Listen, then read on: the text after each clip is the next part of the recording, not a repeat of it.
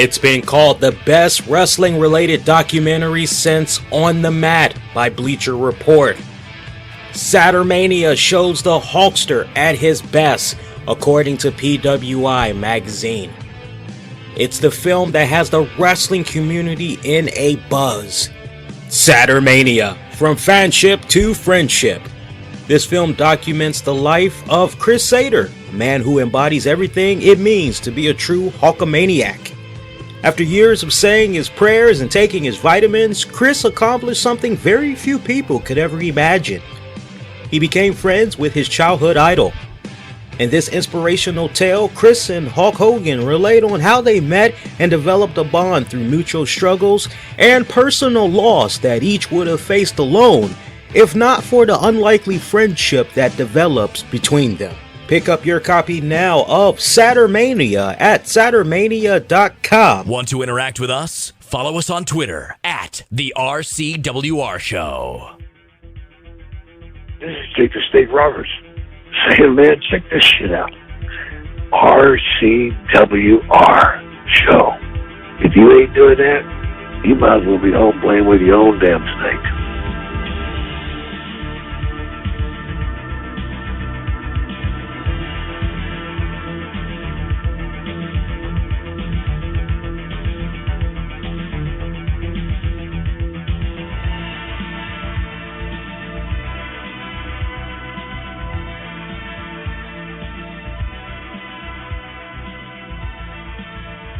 Warning, the RCWR Show with Lee Sanders is intended for a mature audience only. The following is an Infinity One Productions presentation, keeping it honest, insightful, and interactive.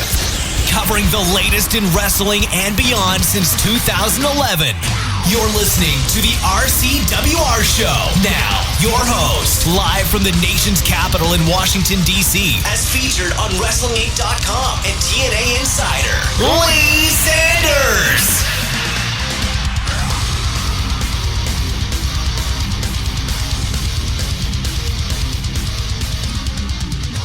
What is up, boys and girls? It's your pal right here, the one and only, the Black Avenger, aka the Black Azrael, Lee Sanders, and you are checking out an all-new The RCWR Show for April 8th, 2014. Let's jump right into it.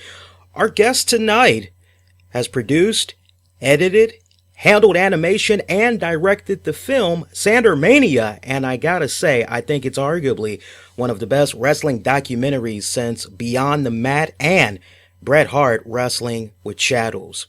This film has been completed for a while now, but it just came out right before WrestleMania 30, and it's been picking up quite a bit of buzz amongst the wrestling community. The film tells the story of Chris Satyr, who's been a lifelong Hulk Hogan fan, and the friendship he was able to have with the Hulkster over the years. It's a very beautiful story of great inspiration. And I've got to tell you, I'm very honored to welcome a man that was there through it all to chronicle Chris's journey. Ladies and gentlemen, it's the one and only director of Sadermania, Adam Gacka. Adam, how you doing there, buddy? Doing good. Thanks for having me. Well, it's an honor to have you on the show, man. How you been? I know last I heard from Tammy because she was trying to set up the interview and everything. I heard you were a little bit under the weather at the time. You doing okay now?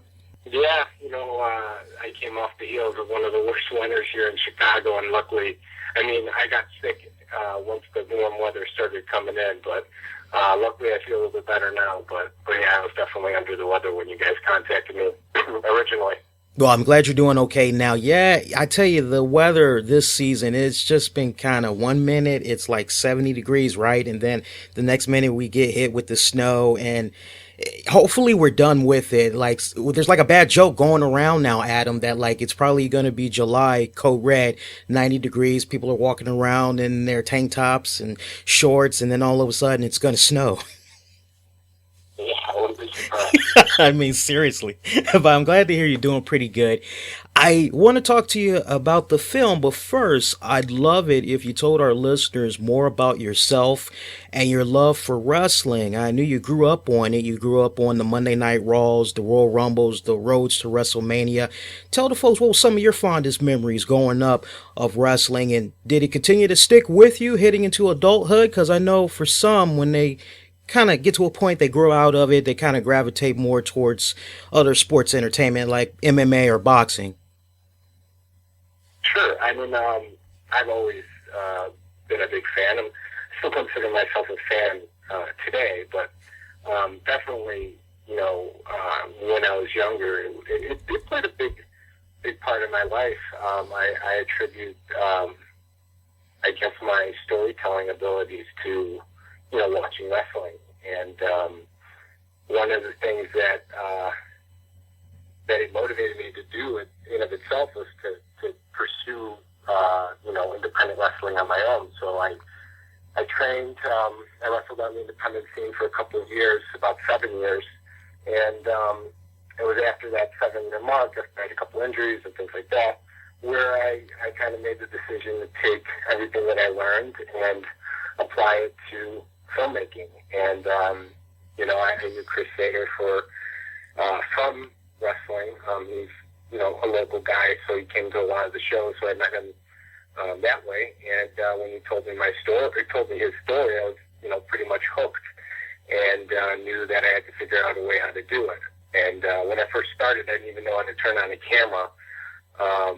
But luckily, I put together a really awesome crew, and I had a trial by fire, and learned everything along the way, and put together a pretty awesome film that I'm really proud of, and I'm happy to be able to share with wrestling fans finally. Right. I definitely want to talk more about the film in a little bit. Did you happen to see WrestleMania this weekend? I watched. Actually, my wife made me watch. Not made me watch. I'm a big fan of Game of Thrones. I do plan on catching the replay. I mean, I was definitely following it on Twitter and Facebook, but I didn't see the whole show. Okay. Because I was going to ask you, how did you enjoy it from that editor-director standpoint? Because visually, it was just stunning. But we can follow up on that another time. That's okay. All right, let's talk about the film. Okay, you already had talked about how you crossed paths with Chris, but we'll talk a little bit more about that first encounter that you had with him. Well, Chris is, if you see Chris on the street, he's just a everyday normal guy, but he's a pretty charismatic person. So once you start talking to him, and you hear him start telling his story, mm-hmm. kind of immediately get sucked in, and that's pretty much what happened to me. We both shared a passion for wrestling, so we bonded in that regard. But as he started to tell me more and more about all the trips that he used to take and how he would follow Hogan across the country, I just became more and more interested, and our friendship grew more and more. And it took about 4 or 5 years before it even got to that point where I asked him to make the movie. So we were pretty close friends by the time we started doing this. But the seeds being planted for making the movie, it didn't happen for a few years. It wasn't just off the break. Right. Okay, interesting. Okay, so we have that connection between you guys established. Now, one thing I had noticed about you, as I had mentioned at the beginning, was the number of hats you wore for this film. You directed, you did some editing, you handled the animation. My God, you did so much with this film. Did you do this to kind of cut back on costs, or was it just a situation where, you're very skilled at that, so why not you take a crack at it, or was it maybe a combination of both? I mean, it was a combination of everything. Like I mentioned, when I first started making the film, I didn't know anything about filmmaking. I didn't know how to turn on a camera. I knew how to tell stories. Mm-hmm. That I knew how to do, so I was confident that I could execute. But from a technical standpoint, I didn't know anything. And what I ended up doing was, at first, I just tried to get my foot in the door in the film industry. It wasn't even necessarily me trying to make the movie, but just getting my foot in the door so that I could start learning the process and ultimately get to the point where I could make the movie. But at the time, like I said, I had no experience, so no production companies were willing to hire me. And I luckily stumbled across a new film school in Chicago called Tribeca Flashpoint. And they're a pretty new and innovative program in terms of how they taught. And it was really more geared towards being a hands-on approach. They basically just gave the gear to the students and let them run with it. And I looked at that as an opportunity potentially to maybe realize my passion or get to a point where I could tell this story. And so I took a position in the admissions department, hoping that after a year or so, if I proved myself, they would maybe let me start using the equipment.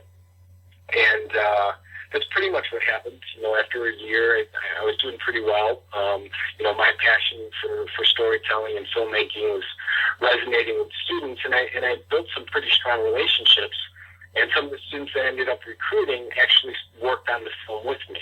So from a technical standpoint, they definitely helped with the shooting, the lighting, and all that.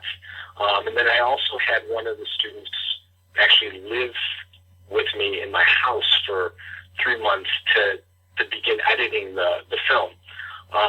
But then we got lucky enough to get the Hogan interview, and at that point, most of those students had graduated, and it had fallen into my lap, and at that point I had to take over the editing process. And from there on, I just did what I could to learn, and I've come out being a pretty well-rounded filmmaker, and it's been one of the most amazing experiences I've ever had. It's definitely been tough and an uphill battle to not only learn the process, put this whole thing together, but then distribute it and finance it. And, it was definitely an uphill battle, to say the least. And I would imagine definitely a great learning experience. Yeah, I'm definitely grateful for it, and because of the experience and because I was able to make this film, it gave me a platform to be able to start making a career in the field. So I'm definitely grateful, not only just to be able to tell the story, because the story was amazing to tell, but because of the experience that I got making it. One thing that I really loved about this documentary was the portrayal of Hulk Hogan. I've heard some negative things said about Hogan through the years. Maybe some of it is true, some not. I'm not sure. One thing I can say, and that in this film, the way he's shown throughout this movie, you can't help but have newfound appreciation of him. And it's like, from that standpoint of him welcoming a fan like Chris with open arms during various points in his career, to Hogan's personal struggles with his divorce, loss of his father, you just come away having a different and a very good perspective of him. As you were directing and editing, was that something that kind of struck you as well? I mean, I'm sure you've probably come across some tabloids of Hogan throughout the years. Do you think some folks are maybe misinformed when it comes to him sometimes? Because sometimes he kind of gets a bad rap. Yeah, no, I mean, I definitely think that that's the case. I mean, especially when you're in a position like him, your entire life is in the spotlight, and any type of mistake or misstep that he would make, it'll get blown up. Mm-hmm. But at the same time, this type of story shows another side that I don't think a lot of people have seen, and I think the fact that it hasn't been seen, or it's not something that he's tried to, exploit, is makes the whole situation even more special. Because I think when I first approached him about it, he was kind of confused and didn't even understand why I wanted to do the documentary to begin with. He didn't think that what he did was out of the ordinary, which I think made it even more interesting and more of a character piece on him himself. In relation to him making the decision to open up his life to someone like Chris. Mm-hmm. Now, something that really jumped out at me was at the end of the movie, and I just got to ask you this question because I was really shocked when I saw it. So for you guys listening and going to be listening to this on the downloads, I'm getting ready to kind of put a little bit of a spoiler out there, so I apologize in advance. But I got to ask you this question because me and my girlfriend were watching this, and towards the end, our mouths just kind of dropped like, "Aw," and that was the image of Chris with his parents and the in loving memory of Tex. And our mouths just dropped when we were reading to see that okay, it looks like his mom had passed. And we saw how emotional it was for him to talk about his dad as he visited his grave site. But man, towards the end to see that, I got a two-part question for you. Did she pass away shortly after the film was complete? What exactly had happened, and then how's Chris been doing? Because I know a little bit of time has passed since her passing. How has he been holding up? Well, I think first of all, she passed away last fall. Okay. I believe it was last fall. So she, I think one of the highlights for all of us was seeing how happy she was that the film premiered at a major festival like Chicago, that it had all the press. So she definitely got an opportunity to see, the movie start to pick up some steam and see people enjoy it and appreciate it. So she did get a chance to see it, but unfortunately she did end up passing last fall. And in terms of Chris, it's definitely tough for him, because he, as you can see in the movie, he was really close to her, and he's just really close to his family. So it was it's a pretty devastating time. It's been a while now, but I don't think he's necessarily fully recovered from it. But I think that he understands that life goes on and that she's in a better place. And I think he is happy that she got a chance to see the movie, see herself on the big screen, see him on the big screen. So we're just happy that we were able to get it all together, for her to see it. Right. One part during the movie, talk about something a little bit lighter, we see Chris's Hulk Hogan memorabilia.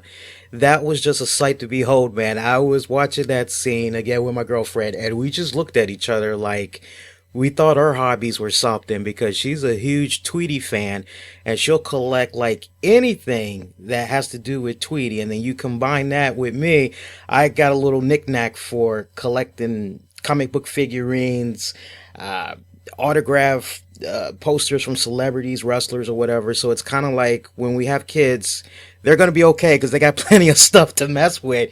What was your first take? What was your first take when you saw that Hulk Hogan collection for like the very first time? Did it kind of freak you out? I had talked to Chris for a while before he brought me down to his basement, so I got to know him. I got to know him a little bit before I saw it. Mm-hmm. And the crazy thing about Chris, and I think you'll see it when you watch the movie, is he somehow manages to not manages, but he justifies his passion in a way that it makes sense. Mm-hmm. So I was definitely blown away by it, because it was the biggest collection of Hogan memorabilia I've ever seen. But at the same time, I wasn't shocked because I got a chance to know him, and I got to hear his story and just hear him talk about wrestling. And I mean, he lives and breathes it. I mean, that's the reality of the situation. And I mean, on one end, I was blown away at the sheer volume of it, but at the same time, because I got a chance to know him before I saw it, it's what I expected to see, I guess. And to be honest, that wasn't even all of it. He had a lot still in storage. Whoa. Man, I really hope he has protection for that, because I mean, you hear the sad story sometimes of like homes getting flood damage and all that, and it's like, oh, it wasn't protected. It happened to him a couple times. It has already? A couple times. Yeah. Ooh. But he has so much. I mean, there's stuff that you can't really replace. Mm-hmm. But it's happened to him. He's lost some stuff over the years because of that. Man. First thing that's jumping out at me as soon as you said that, I'm like, please let those Hulk Hogan NWO boots be okay. Seriously. I'm not sure if he still has those. I think he does.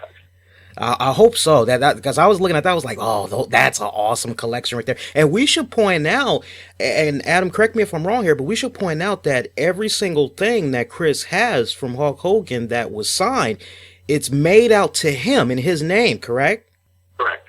I mean, that's awesome right there. Yeah, because I mean, nowadays you kind of hear about so many people that'll get like gazillion autographs from somebody just to be selling it on eBay. But that's definitely, we want to make sure we stress that. That's definitely not the case for Chris. It's for him, it's for his collection. And you can't help but be like, that's freaking awesome. Yeah, no, everything in his collection is personalized. That is awesome. That is awesome. So Sadermania is now in the books, and it continues to do extremely well amongst fans, amongst the wrestling community. What's next for you? What projects are you working on next that maybe you can share with us? Because already, man, I was a huge fan. I still am. I'm a huge fan of your work right now. I want to know what you're up to next so I can check it out. I have a couple things that I'm looking to explore. I'm not sure exactly what I'm going to pursue at this point. I want to focus a little bit more attention on just getting Sadermania out there. And once we're done with this online distribution to the website, we're going to definitely pursue some more traditional outlets and hopefully get it on Netflix and iTunes and Comcast and things like that. So that's going to probably be a main focus. But, I have my passion for wrestling. There's a couple of projects that I want to do related to that, but I also want to branch out and, make other types of films. So it's hard to say exactly what I'm going to be doing next. But in terms of wrestling, I have an idea for, potentially a documentary on just indie wrestling. I know a lot of it's been done a lot, but I think I have a unique perspective because, I've done it before and I'm pretty well versed in the culture. And I want to be, and I don't necessarily want to just show, what goes on in the wrestling world. But I want to be able to show what goes on in the normal lives of independent wrestlers and how they balance, their passion and their everyday life. So, profiling like a grade school teacher and seeing how he balances teaching kids and beating people up on the weekends. So that's one area. And then there's another type of web series project that I'm potentially looking at doing. I don't really want to go too much into it, but it's definitely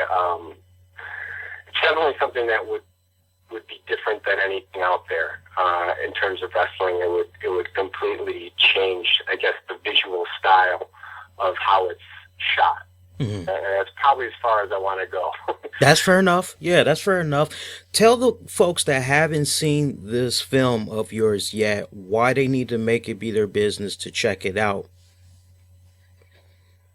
Well, this is a extremely unique story. I mean, outside of just being a wrestling fan, I think that is attractive to wrestling fans in of itself. But this type of story has never really ever happened. I've never heard an instance where a pop culture icon the size of Hulk Hogan or the magnitude of a Hulk Hogan, befriends one of his, biggest fans, and to the point where they actually become best friends and almost family. That in of itself, like the fact that is captured on film and it's a genuine story, I think that is interesting in of itself.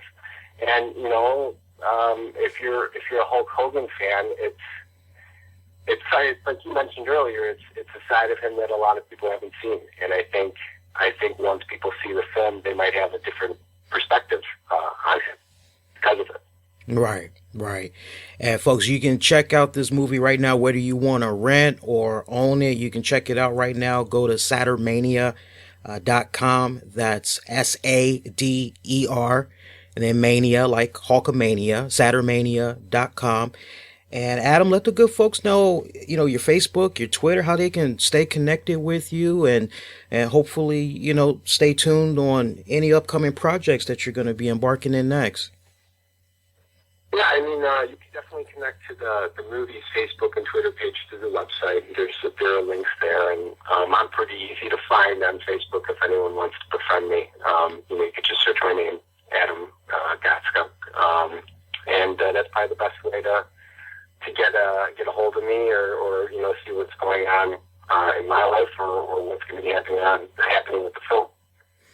Well, Adam, I gotta say from the bottom of my heart, I really appreciate you taking the time out to do this, and most importantly, I appreciate you telling such a great story. It's Chris's story, but you did such a good job in channeling it out there. You can't help but feel a lot of emotion and great inspiration at that when you see this documentary. I definitely want to make sure we stress that.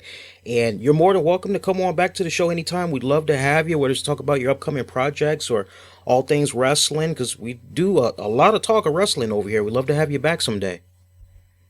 Sure, I'd love to. I really, I appreciate you having me on and helping me spread the word, and I'm glad you enjoyed the movie. Yeah, let's stay in touch. I know you say you're on Facebook, so we'll try to stay in touch with you that way. And anything else we can do to help, man, spread the good word. Maybe running an ad for the movie for you guys. We'd be more than happy to do that. Just let us know, man. Okay, sounds good. All right. Well, thank you so much, and you enjoy the rest of the week. We appreciate it. You too. Take care. All right. Bye. Bye. Ladies and gentlemen, the one and only Adam Gacka, director, editor, lead animator for Sadermania. I can't stress it enough. If you haven't seen this documentary yet, you want to make it be your business to do so, head on over to www.sadermania.com. We'll make sure we provide the links in the episode description. Hook you guys up so you can go check it out. I'm telling you, man, it is just a really great documentary, and I can't stress it enough. You can't help but feel so jaw-dropping, awe-inspiring as you're watching this. And we should point out that Chris, he's actually a wrestler. Believe it or not, he actually gets in the ring. He wrestles pretty damn good. I mean, I'm not exaggerating. He wrestles pretty good. He puts on a hell of a match. Check it out, man. It's a really great documentary. You definitely won't be disappointed. You longtime RCWR show fans, you know how much I love reviewing stuff for you guys, and that includes film. And this is definitely one you won't be disappointed with, so make it be your business. Go scoop it up when you get a chance. And definitely, we got to take our hats off to Adam Gacka for stopping by the show and talking about the film. Look forward to seeing more of the great work that he's going to be doing. I'll tell you what, he's off to a damn good start. I will admit that he's off to a very good start. For all the very latest, be kind, rewind, check out previous episodes of the RCWR show available on iTunes, Stitcher, TuneIn Radio, SPREAKER, SoundCloud. We're everywhere, man. Use the keywords Bing search, Google search, the RCWR show. Follow us on Twitter at the RCWR show, Facebook at Infinity One Productions. This episode has been sponsored in part by Big Sky Wrestling, where when it comes to wrestling, music, great entertainment, Big Sky Wrestling has it all covered. Give them a follow on Twitter and Facebook at Big Sky Wrestling. You can also give them a follow on their website. Good website at that too, BigSkyWrestling.com. Also, special shout out to AmericanBuilderGroups.com. One more time, AmericanBuilderGroups.com. They have been providing roof installation and roof repairs in the Virginia and Maryland areas since 1995. And with each new roofing project, whether it's residential or commercial roofing, they strive to provide professional and timely service at a reasonable, fair price. And their advice, folks, is always free. Give them a call at 703-989-7841. One more time, 703-989-7841. Thanks to both of those two companies for sponsoring this episode of the RCWR show. That's going to do it. I wish all y'all to be safe and be kind to one another. We'll see you next go round. Everybody, take care.